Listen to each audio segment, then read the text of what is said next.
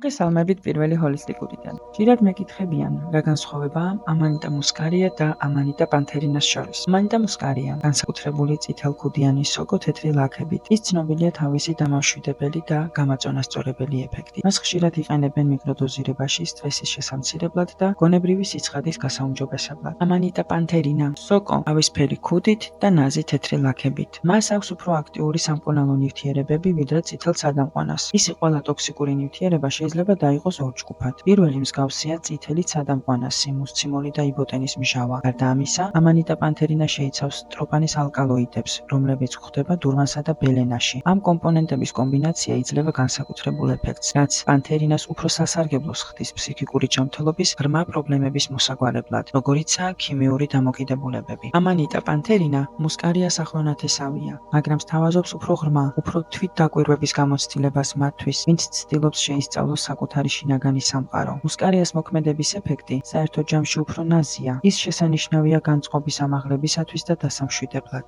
ორივე სოკო წარმოადგენს ჰოლისტიკური თერაპიის ძლიერ ინსტრუმენტს. სწორი მიდგომით და ცოდნით შეძლებთ ადვილად მიაღწიოთ სასურველ შედეგს. შეინახე ეს ვიდეო და გამოიწერე ჩვენი არხი.